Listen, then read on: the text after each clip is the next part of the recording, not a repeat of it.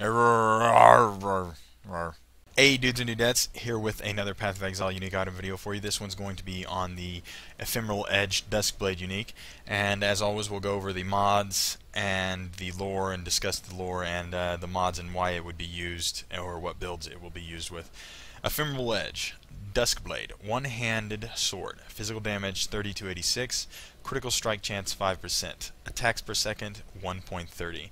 Requires level 32, so the level requirement isn't steep. It's getting close to mid-level, but not very steep. You can lose it pretty early.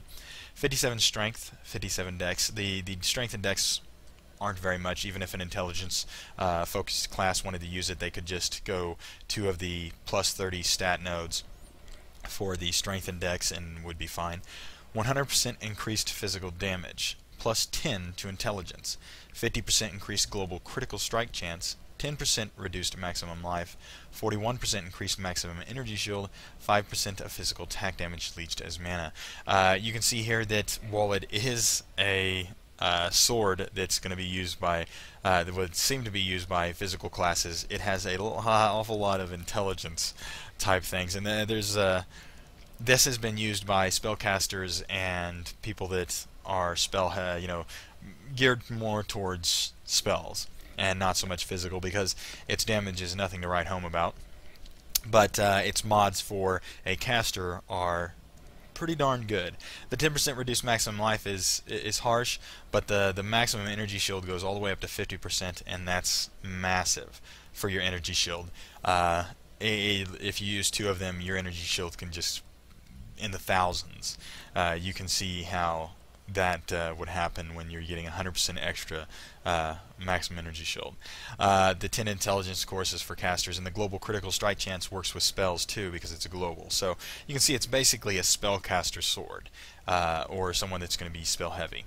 5% of physical attack damage leaches mana, and this is the most, probably the mod that it doesn't get much play because you're not going to probably be going in and hitting with it much unless you're like, you're not using physical damage, you're using elemental damage with the sword. And then again, there's other things, other items that would be better for an elemental damage type character. And the rift between future and past. Life passes quickly. I don't really get the mods mixed with this. I don't understand how the lore would be with the mods so much. I'm not getting it. But maybe it's talking about the whole energy of the energy shield.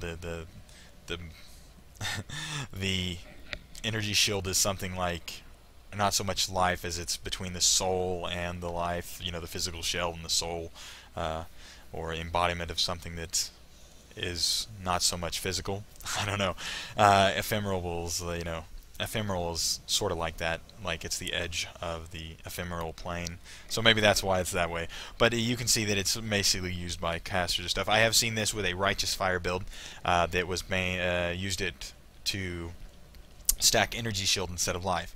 The Righteous Fire build would get the lowest life possible and get the highest energy shield possible, because Righteous Fire takes 90%, does 90% of your life in damage, but only 70% of your energy shield. So if you get enough energy shield and a low enough life, it teeters off the degeneration of the damage that the life does to you. So you can use Righteous Fire with it, an energy shield build. And that's become more viable with the option that makes it where Chaos can't get through the energy shield. It's a cheaper armor than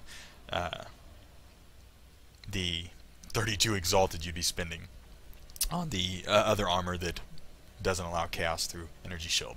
So it's an actually pretty good item for certain builds, and pretty cool to build around. And you can equip too, just to see how much energy shields you can get. I think someone got 10,000, which is insane. So I hope you enjoyed this video, and as always, take care, be safe, and be cool to each other.